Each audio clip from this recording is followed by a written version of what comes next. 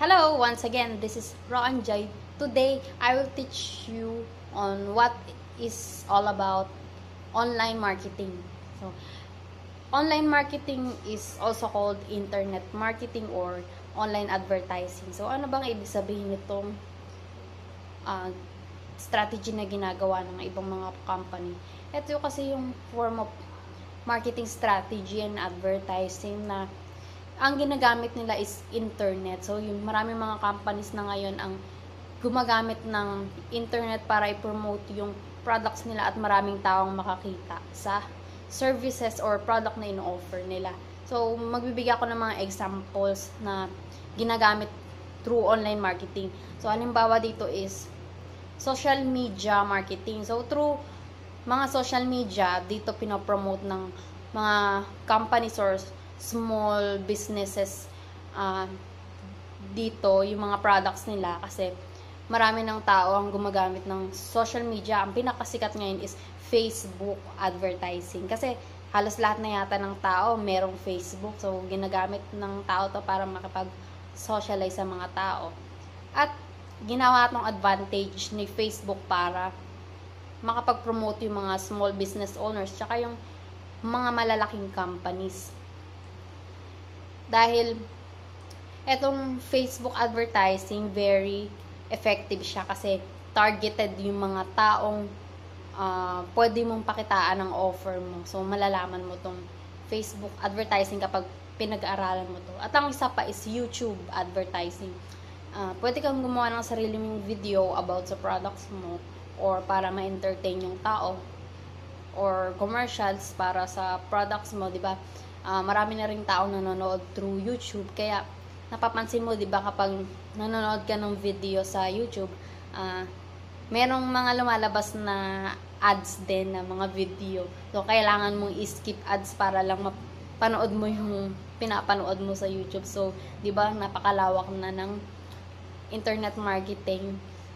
Maraming tao nakakakita ng mga commercial kahit sa YouTube, di ba? Kahit yung commercial sa TV na pupunta na rin sa YouTube. So, isa yon sa isang advertising strategy ng mga companies. At kasama pa dito is yung email marketing. So, effective din tong email marketing by providing value sa mga tao. Through email, pinapadala nila yung mga interested customers nila about sa product nila. So, kapag pinadalahan nila ng email yung prospective customers nila. So, yun, makikita ng customers nila and then magpo-provide sila ng value. Ang kasama dito sa email marketing is yung website tsaka yung blogging. So, dapat mo rin malaman tong strategy na to kasi through website na ginawa ng mga companies, doon nila makukuha yung information ng mga customers nila through email. So, yun. By, syempre, providing value muna by giving free information or kahit anong free na related sa products nila.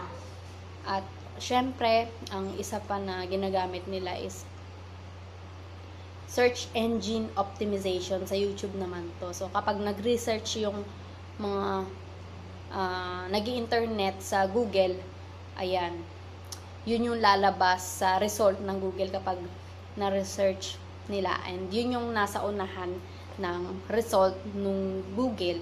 Kapag naklik nila yon, so mapupunta sila sa isang website and then doon nila makikita kung halimbawa nagre-research sila sa about sa product, and then kapag research nila sa Google, makikita na nila yun sa Google yung result. Ayan, then kapag naklik nila, mapupunta na sila sa website. At ang isa pang small business na bago ngayon is online shopping. Kasi through online shopping, nandun na lahat. Halimbawa na lang yung Lazada, diba? Nandun na yung mga products na pwede mong bilihin kahit hindi ka na pumunta physically sa isang store. Doon muna mabibili lahat automatically. Tsaka automated na rin yung mga payment. Pati yung delivery ng mga products. So, diba, dito nakita ko yung opportunity through online marketing. Kasi malawak na yung internet at pwede mo na dito i-promote talaga yung mga products mo. So, kung interested ka pa na matuto through online marketing, may mga trainings na dapat mo talagang pag-aralan kung gusto mong i-promote yung products mo through online marketing. Kung halimbawa, network marketers ka, nagbebenta ka ng mga beauty products, yung mga health and wellness products. So, effective din to para magamit mo tong strategy na to. Hindi mo na dapat gawin yung lumang strategy na ginagawa ng iba na basta post lang sa Facebook, post lang sa timeline, pero wala namang pumapansin. So, hindi yun yung dapat mong strategy na gawin kasi luma na yun. Dapat yung makabagong strategy na yung dapat mong malaman. At halimbawa, small business owners ka, nagbebenta ka ng mga products mo, halimbawa mga clothing or mga physical products, pwede mo ring ibenta through online. Katulad ng mga gadgets like sa sulit.com, 'di ba?